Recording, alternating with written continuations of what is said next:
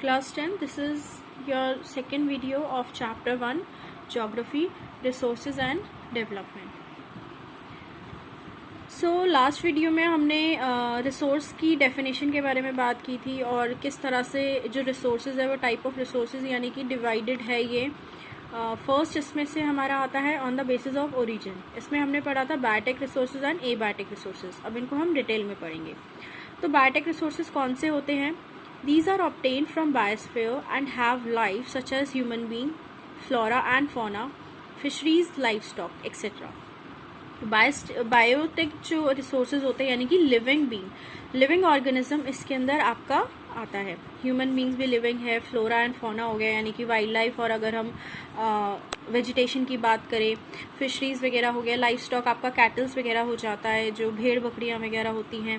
And abiotic resources कौन से होते हैं? ऑल दोज रिसोर्सेज और things which are composed of non living things are called abiotic resources, जैसे कि रॉक्स और मेटल्स। तो जो भी नॉन लिविंग थिंग्स हो गए वो किस कैटेगरी में आते हैं? एबायोटिक रिसोर्स की कैटेगरी में आते हैं। सो ये आपका फर्स्ट पॉइंट हो गया on the basis of origin. Second, on the basis of exhaustibility.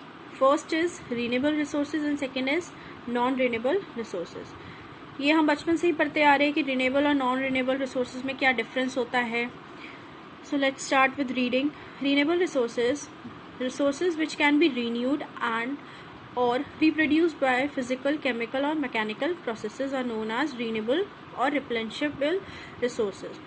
तो ये वो वाले रिसोर्सेज होते हैं जो वापस से रीन्यू हो सकते हैं या रिप्रोड्यूस हो सकते हैं। किसकी हेल्प से? फिजिकल, केमिकल या मैकेनिकल प्रोसेस की हेल्प से। For example solar and wind energy, यानी कि जो विद द हेल्प ऑफ सन जो होता है उससे हमें क्या मिलता है? Solar energy. इसकी हेल्प से हम इलेक्ट्रिसिटी जनरेट कर सकते हैं। विंड एनर्जी हो गई, and water, forest and wildlife, ये सब आपका किस कैटेगरी में आएगा? रीनेबल रिसोर्सेज में। द रीनेबल रिसोर्सेज में further be divided into continuous और फ्लो।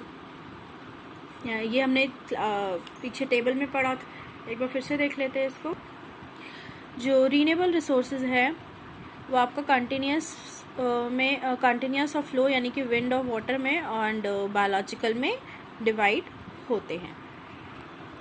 सो रीनेबल रिसोर्सेज अगर का मतलब सिंपल टर्म्स में यही है जो कि रीन्यू हो जाते हैं और रिप्रोड्यूस हो जाते हैं with the help of physical, chemical and mechanical process, और इनका जो अमाउंट है वो बहुत ज़्यादा है नेचर में। Non-renewable resources, these occur over a very long geological time. Minerals and fossil fuels are example of such resources. Non-renewable resources का मतलब होता है जो बहुत ही ज़्यादा लंबा टाइम लेते हैं वापस से रिप्रोड्यूस होने में, रीन्यू होने में। जैसे कि हम मिनरल्स की बात करें या फॉसिल फ्यूल की बात करें। पेट्रोल है, एक बार उसको हमने यूज़ कर लिया तो वो ख़त्म हो जाता है, उसको हम फिर से उसी पेट्रोल को हम यूज़ नहीं कर सकते। और पेट्रोल्स या फिर फॉसिल फ्यूल्स की अगर हम बात करें, इन सब को बनने में बहुत ही ज़्यादा लंबा टाइम लगता है। These resources take million of years in their formation. तो मिलियन ऑफ ईयर्स का टाइम लगता है इनको वापस से फॉर्म होने में, वापस से रीन्यू होने में।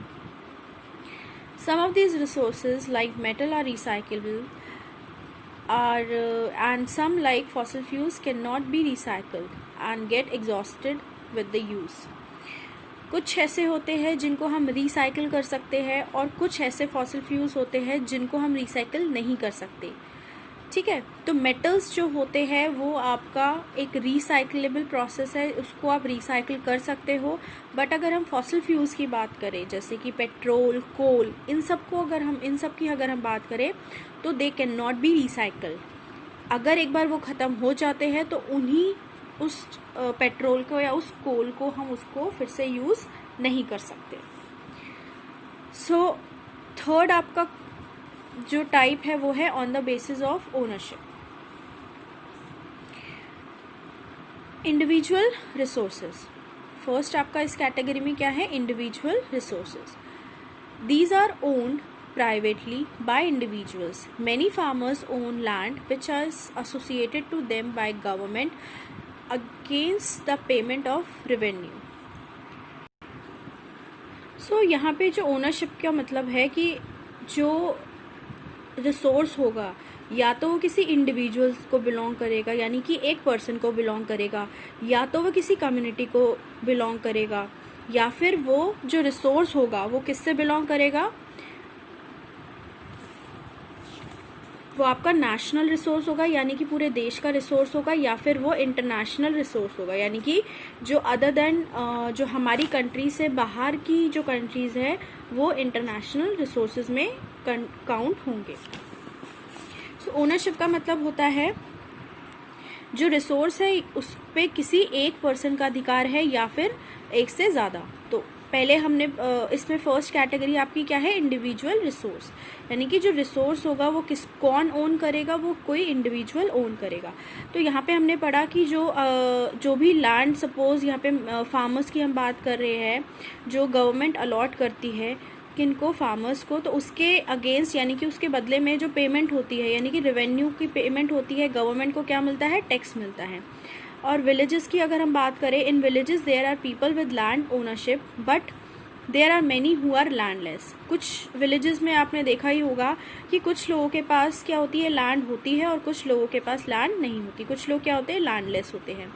Urban people own plot, houses and other property. Urban peoples की बात करें यानी कि शहरों में बात करें तो लोगों के पास प्लॉट्स होते हैं, फ्लैट्स वगैरह ओन करते हैं, या फिर कुछ अलग से प्रॉपर्टी होती है उनके पास, शॉप्स या इस तरह से कुछ। Plantation, pastures, land, ponds, water and well etcetera are some of the example of resources ownership by individuals. Make a list of resources own by your household. तो यहाँ पे अगर हम विलेज की बात करें तो यहाँ पे जैसे वेल्स वगैरह होगा, इस तरह से कुछ चीज़ें होती हैं जिन पे किसका अधिकार होता है, सिर्फ एक इंडिविजुअल का अधिकार होता है, उसको हम क्या बोलते हैं, इंडिविजुअल रिसोर्स बोलते हैं। तो चाहे वो अगर हम अर्बन पीपल यानी कि शहर में, टाउन्स वगैरह में बात करें तो वो क्या होगा, एग्जाम्पल्स में हमारे प्लॉट्स हो जाएंगे, हाउसेज हो जाएंगे। और विलेजेस में बात करें तो विलेजेस में हो सकता है किसी के पास क्या हो, कोई वेल हो या फिर वहाँ पे कोई पॉन्ड हो इस तरह से, और कुछ फार्म लैंड हो। तो ये सब चीज़ें किस में आती है, आपकी इंडिविजुअल रिसोर्स में। इंडिविजुअल रिसोर्सेज का सिंपल सा टर्म में यही मतलब है कि वो एक ऐसा रिसोर्स जो किससे बिलोंग करता है, सिर्फ एक इंडिविजुअल से बिलोंग करता है, उसी इंडिविजुअल का उस पर पूरा अधिकार है। सेकेंड आपका इस कैटेगरी में आता है कम्युनिटी ओन रिसोर्सेज, जो कि पूरी कम्युनिटी ओन करती है। There are resources which are accessible to all the member of the community, villages, village common, grazing ground, burial ground, village pond etc, public park, picnic spots। तो ये सब क्या है, आपका कम्युनिटी ओन रिसोर्सेज है। Public parks हो गए या विलेज के अंदर जो ग्रेजिंग ग्राउंड वगैरह हो गए या पिकनिक स्पॉट्स हो गए, तो इस तरह की जो चीज़ें होती है, इस तरह की जो जगह होती है वो पूरी कम्युनिटी के द्वारा यूज़ की जाती है। तो जो रिसोर्सेज पूरी कम्युनिटी यूज़ करती है, जिस पे पूरी कम्युनिटी का अधिकार होता है, वो कौन से रिसोर्सेज होते हैं, community own resources. Playground in urban areas and are de facto accessible to all the people living there. तो इस तरह की चीज़ें जो प्लेग्राउंड्स हो गए या पार्क्स वगैरह हो गए, पिकनिक एरिया हो गया, तो वो सब पूरी कम्युनिटी के द्वारा यूज़ किया जाता है, इसीलिए उनको हम क्या बोलते हैं, community own resources. Next is national resources. अब नेशनल रिसोर्सेज का मतलब क्या है, technically all the resources belong to the nation. जितने भी रिसोर्सेज है जो नेशन के अंदर आते हैं, यानी कि इंडिया की बाउंड्री के अंदर जितना भी रिसोर्स होगा वो किससे बिलोंग करेगा, इंडिया से बिलोंग करेगा। तो वो कौन से रिसोर्सेज हो गए, हमारे नेशनल रिसोर्सेज हो गए। The country has legal power to acquire even private property for public goods. You might have seen roads, canal, railways being constructed on the field owned by some individual। अब यहाँ पे बात की गई है कि कंट्री के अंदर ये लीगल पावर होती है, यानी कि कंट्री के पास ये लीगल पावर होती है कि वो एक सपोज किसी प्राइवेट प्रॉपर्टी कोई ओन कर रहा है, कोई इंडिविजुअल ओन कर रहा है जो प्रॉपर्टी, उसको भी वापस लेने का अधिकार रखती है हमारी कंट्री, यानी कि गवर्नमेंट के पास ये राइट है, उस प्रॉपर्टी को भी वो क्या कर सकती है, वापस ले सकती है। जैसे कि यहाँ पे लिखा है, you might have seen road, canals, railway been constructed on the field own by some individuals. ऐसे कई बार हो जाता है कि ये सारी चीज़ें कहाँ पे बनाई जाती है, उस लैंड पे बनाई जाती है जो किसी इंडिविजुअल के पास होता है। Urban development authorities get empowered by the government to acquire land, यानी कि जो अर्बन डेवलपमेंट अथॉरिटीज होती है वो क्या करती है, उस लैंड को एक्वायर करती है, यानी कि अपने पास ले लेती है। इसका मतलब ये नहीं है कि उस इंडिविजुअल को कुछ नहीं मिलेगा, उस इंडिविजुअल से वो मार्केट प्राइस के अकॉर्डिंग वो पैसे देकर उस इंडिविजुअल को वो ज़मीन उससे ले ली जाती है। तो एक्वायर जो होती है वो उस इंडिविजुअल से जो ज़मीन लेते हैं, जो लैंड लेते हैं, उसके बदले में गवर्नमेंट उन्हें पैसा देती है। All the minerals, water resources, forest, water life, ये सारी जो चीज़ें होती है वो किसकी कैटेगरी में आती है, नेशनल रिसोर्स में आती है।